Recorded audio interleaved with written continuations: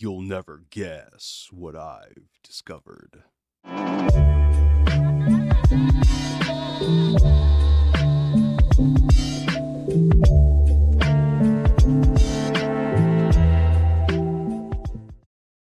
What's up? Welcome to the channel where I talk, you listen. I'm your host Anonymous, and today we are heading back into the past.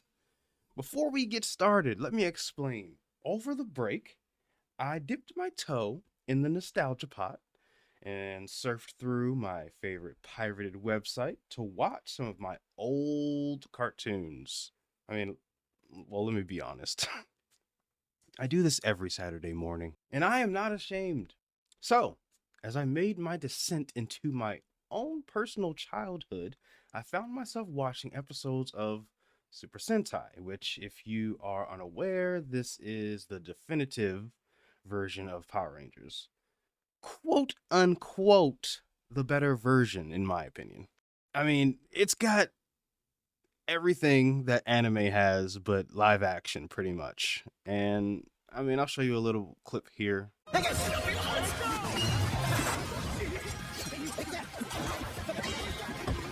There you go. Cool, right? A little something something.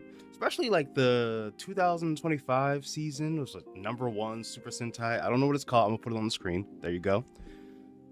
Yeah, that series is great. If you're a fan of Power Rangers or anime or live action or cool stuff. Anyway, one of my favorite iterations of PR was Wild Force.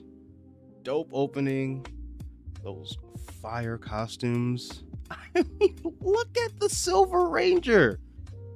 My God! You just can't beat it. He's aura farming so intensely. Unfortunately, the acting in this show is unbearable.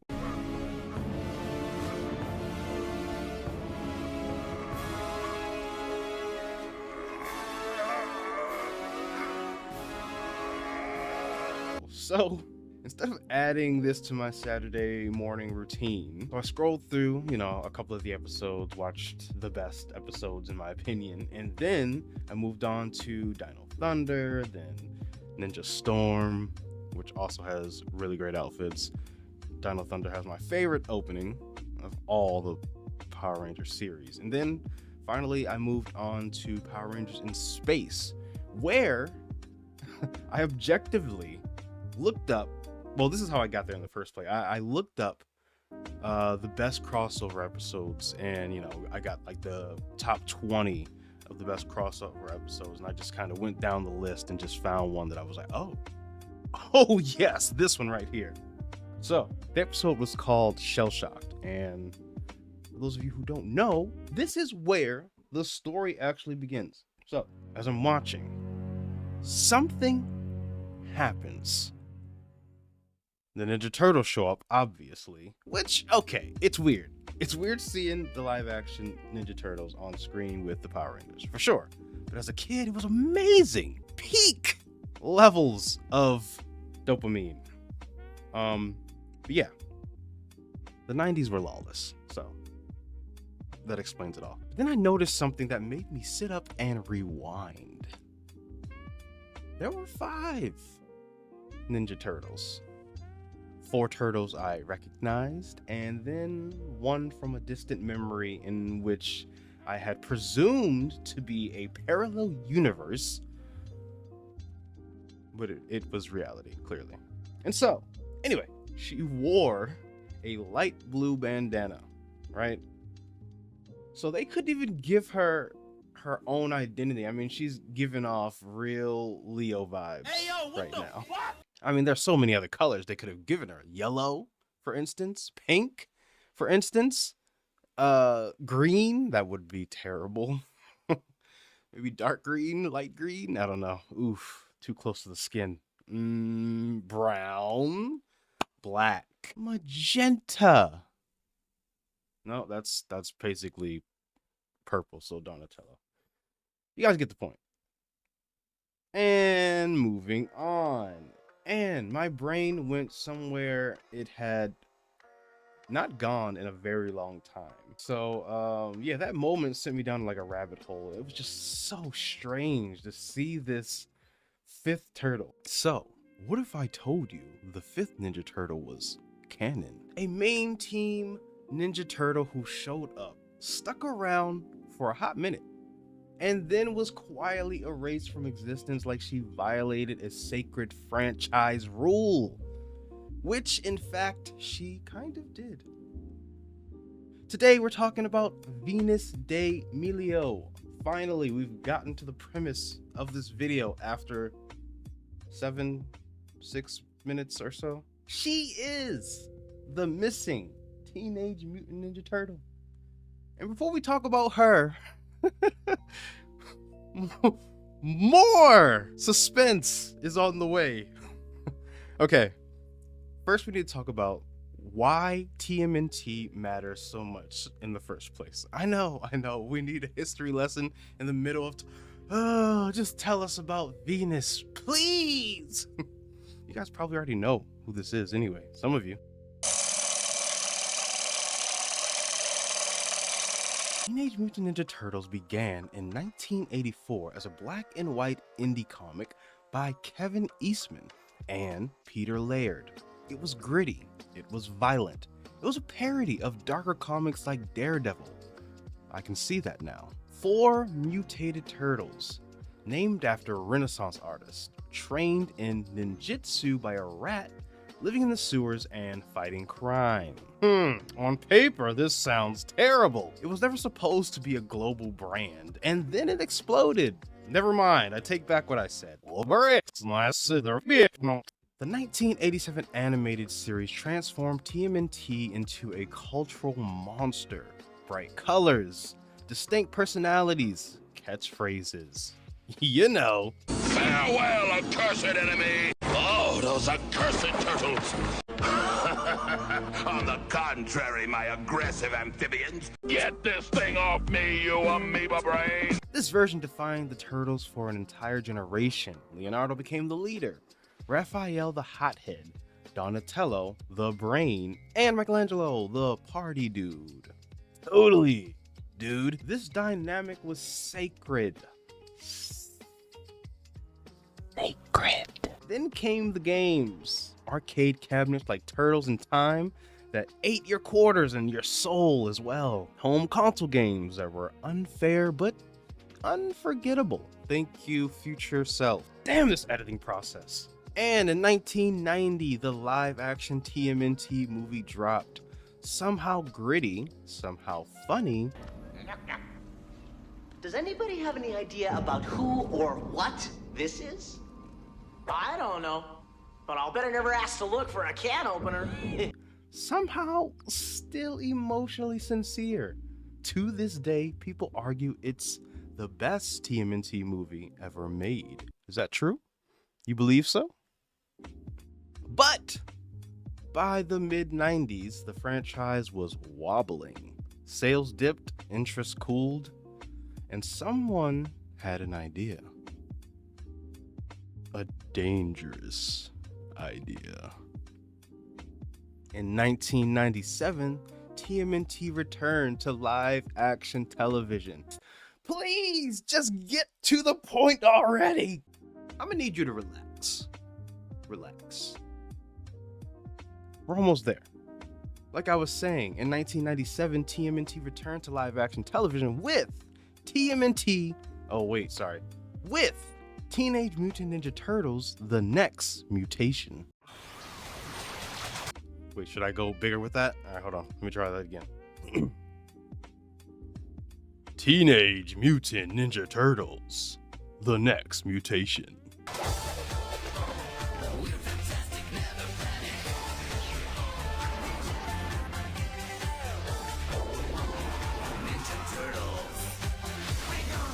This was during the Saban era. Yes, that Saban. Power Rangers, Super Sentai. You see how he circles back around to the beginning? You like that? And right from episode 1, the show did something bold. It introduced a female Ninja Turtle. That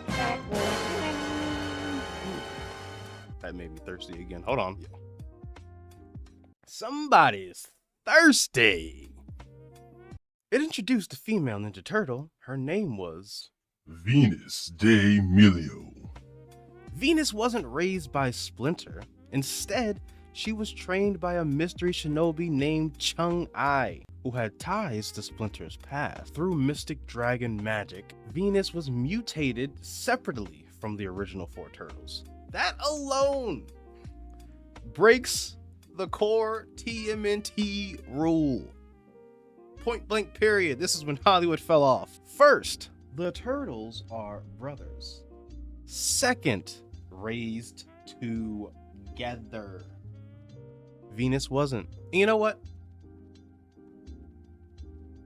I accept it. You know why? Because they didn't force her into the brotherhood. They gave her her own story, which, I mean, it's on paper. Venus wore light blue, used shinobi magic, and wielded a single multifunctional weapon that could split into different tools. Okay, now she's doing a lot. Just give her one weapon that does one thing like the rest of them. She was more spiritual, more mystic, more emotionally open. And yes, there was romantic tension. I'm sorry, what? There was romantic tension. Bruh. Ugh, disgusting. So now you're telling me, you're telling me that not only did they add her into the circle as a newcomer, but she wasn't even like part of the. Ooh. Well, I mean, you know, it is what it is. She had romantic tension with the turtles. Multiple turtles. Maybe all of the brothers liked her. You're a full-fledged mutant hottie. Do not call me mutant or hottie. Which made a lot of fans very uncomfortable. Very fast. The reaction was immediate and rough. Yeah, romance, right. I mean, I know that there are some iterations of the turtles where some of them like April, right? Like Donatello likes April in one of the more recent iterations, which, you know, is also yuck. Oh, wait. They all liked her in the TMNT movie, the 3D animated one that got the Nickelodeon show. Right here. Sorry, future self again. Just sorry. Damn it! Editing. They also didn't like the live action suits or Venus's sudden insertion to the core dynamic. Of course it felt forced, because it was. Kids didn't latch on to the character either. Venus quickly became the symbol of everything people didn't like about the show. And then came the moment that accidentally preserved Venus in history forever, ever. The Power Rangers in space crossover. Boom! Oh God, I almost broke my chair. Ooh, that was dangerous. Let's watch a replay of that. Slow motion. I thought I was gonna die. Oh! Venus appears alongside the Rangers, fully canon, cementing her place in late 90s crossover chaos. Again, this is the episode that sent me spiraling. And ironically, it is also one of her last major appearances. The next mutation lasted only one season. Ratings were low. Merchandise didn't sell. Fans' backlash was loud. And when the show ended, Venus did too. Okay, now fast forward to 2003 when TMNT returned through Nickelodeon, right?